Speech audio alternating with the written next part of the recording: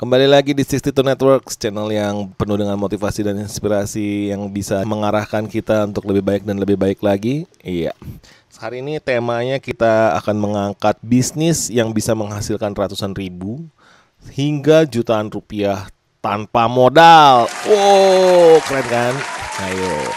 Sebelumnya kita jangan lupa di like dan subscribe channel kami ya. Jangan lupa juga diaktifkan loncengnya agar kami bisa berinovasi dan lebih baik lagi ke depannya ya. Oke, terima kasih. Oke, kita kembali ya. Ini bisnis yang bisa menghasilkan ratusan ribu sampai jutaan rupiah tanpa modal. Bisnis apa aja itu, guys? Oke, di sini ada beberapa bisnis ya yang kita mau bahas ya.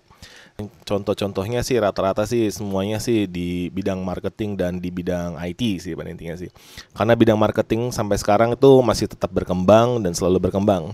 Di bidang IT pun nggak kalah berkembangnya dengan bidang-bidang yang lain. Nah, kita sudah tahu kan di sini kita kasih hadirkan bisnis properti, guys. Nah, bisnis properti mungkin ada di tetangga-tetangga atau saudara-saudara yang mau jual rumah atau jual ruko, jual gudang. Nah, bisnis properti ini walaupun kelihatannya receh, cuma 2%, kadang 1%, tapi bisnis ini juga menghasilkan jutaan rupiah, guys. Apalagi kalau kita bisa jual lebih banyak dan lebih banyak lagi. Dan itu akan menghasilkan lebih banyak lagi duitnya yang kita terima. Nah, itu lumayan sih. Kalau kita lihat dari harga rumah yang di sekitar kita aja kan nggak ada harga rumah yang 100 atau 200 juta. Harga rumah rata-rata di sini ya, saya tinggal di daerah Tangerang Selatan ya. Kita harga rumahnya di angka di atas 1 sampai 2 M lah, kurang lebih. Nah, di situ dikali 2% aja sudah cukup lumayan ya, guys.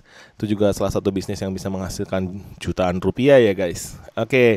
Dan di sini juga kita bahas lagi ada bisnis asuransi, guys. Mungkin ada sebagian yang agak alergi dengan asuransi. Asuransi. Iya, betul. Asuransi juga bisnis yang menggiurkan sih pada intinya.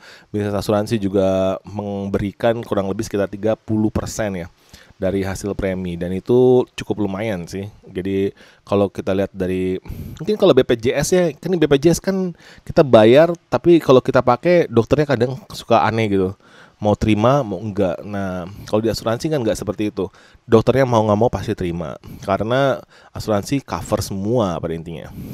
Dan di bisnis asuransi ini premi-preminya kalau di BPJS kita preminya lumayan tinggi loh, itu lumayan tinggi.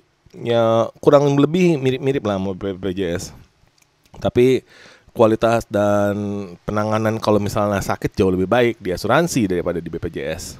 Nah, itu bisnis asuransi lumayan. Jadi kalau kita ngasih premi yang harga 5 juta atau 10 juta sebulan itu kita sudah dapat 30%-nya. Kita nggak boleh ngomongin harganya berapa duit ya, tapi yang jelas kurang lebih seperti itulah.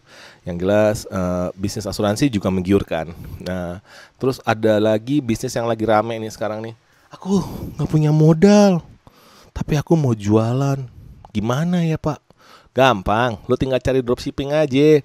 Lu jadi reseller lah, paling gampang hidupnya. Jadi tinggal Anda buka websitenya atau Anda tinggal buka aplikasinya, Anda tinggal tulis di situ, saya mencari baju. Nah, baju itu kalian foto-foto, kirim di sosmed, taruh di Instagram, taruh di sosial media kayak Facebook, YouTube pun yang sekarang ini rame loh buat penjualan. Aneh kan? Baju-baju itu mereka pada buka, kasih lihat, videoin, dan kasih endorse, dan mereka tuh cocok dan langsung beli dengan harga-harga yang lumayan fantastis sih. Nah, di sini juga bisnis reseller dan dropshipping juga lumayan besar keuntungannya. Jadi kalau misalnya baju kita beli di Tanah Abang harganya 10.000, kita bisa jual di sosial media atau di marketplace lainnya mungkin dengan harga yang berlipat ganda sih yang jelas. Bahkan ada beberapa orang yang bisa menghasilkan 1000 kali lipat. Kita nggak bisa sebut brand, bos. Kita nggak bisa sebut brand, tapi kurang lebih seperti itu. Dan bisnis reseller sama dropshipping sama sekali nggak ada modal sih. Jadi dulu pernah ada salah satu aplikasi ya, namanya di Indonesia tuh sekarang sudah tutup sih. Tapi setidaknya dia menginspirasi para entrepreneur ya. Para entrepreneur muda tuh yang mau berbisnis, mereka sudah mulai melakukan hal seperti itu, dan akhirnya udah banyak nih sekarang di aplikasi-aplikasi yang mirip-mirip seperti dia. Jadi cuman reseller, nggak pakai pushing, tanpa modal lu cuma tulis WA doang, cepret, kirim ke 10 temen lu. every day. Nah, di situ mungkin ada yang beli. Kalau nggak ada yang beli berarti kurang iklan dan kurang berbobot iklan yang Anda punya. Nah, kurang lebih seperti itu ya guys. Nah, di sini lanjut lagi. Ada lagi bisnis YouTubers, mungkin nggak terlalu asing di kuping kita ya pada intinya. Nah, YouTubers ini contohnya Atta Halilintar, contohnya lagi Deddy Corbuzier, ada beberapa YouTubers lain. Kayak teman saya tuh Brandon Ken ya. Brandon Ken juga YouTubers juga kan ya. Nah, itu juga penghasilan juga cukup fantastis, walaupun nggak instan. Pokoknya kalau Anda mencari yang instan, tapi mie instan itu harus dimasak. Jadi nggak ada yang instan pada intinya. Semuanya butuh proses ya guys. Ya. Terus di sini juga YouTubers yang terkenal itu mereka juga nggak instan. Mereka tuh berjuang dan mencari konten-konten viral yang bisa ditonton sama jutaan masyarakat ya pada intinya sih. Jutaan viewers kan yang jelas. Karena YouTubers itu harus melewati beberapa jenjang karir, mulai dari 4.000 jam, 1.000 subscribers, baru mereka bisa dimonetasi. Oke, nah kita lanjut lagi nih guys. Selanjutnya itu ada bisnis yang namanya adalah Google Ads. Nah, Google Ads, nah itu juga ada. Kita bisa belajar di websitenya sih ya. Jadi Google Ads itu adalah yang bisa memberikan ads dari Google. Nah, itu penghasilannya juga lumayan, cukup lumayan. Jadi Anda kalau sudah belajar Google Ads, nanti tinggal jual skill Anda ke project.com atau jual ke freelancer atau kemanapun juga bisa. Jadi ada beberapa yang bisa bisa ngangkat skill Anda gitu di Google Ads.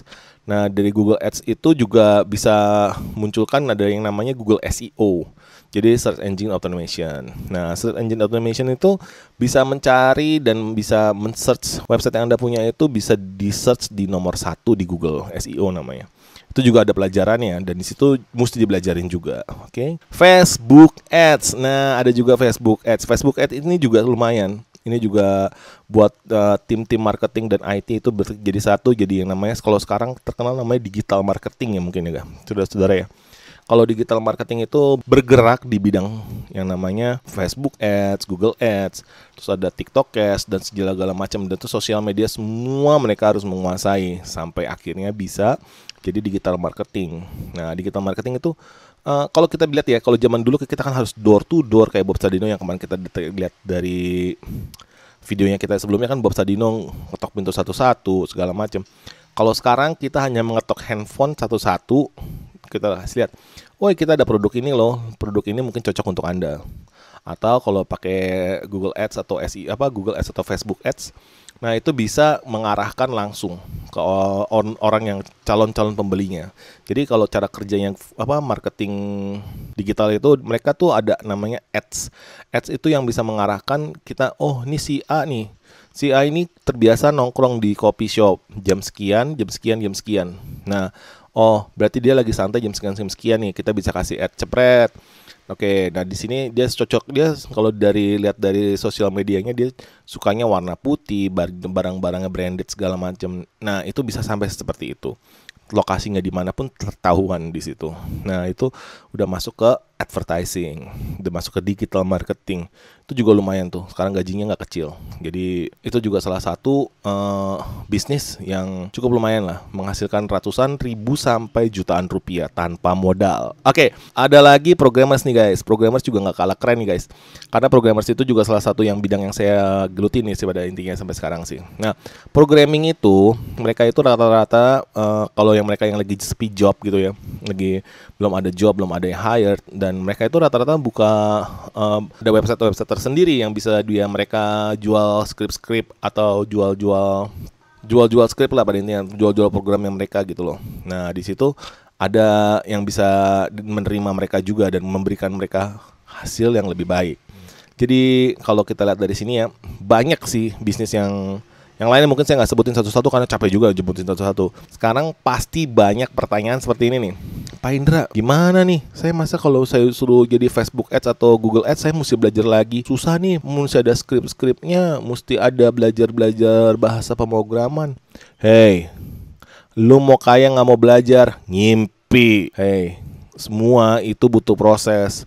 Proses itu nggak selalu tuh harus itu aja. Jadi proses itu harus ada yang proses belajar, ada yang proses kita mempraktekkan pelajaran yang kita praktekkan, dan ada juga proses-proses lainnya. Tapi yang jelas semuanya harus ada proses, guys. Jadi kita harus ngejalanin proses itu sampai akhirnya bisa jadi sukses. Oke?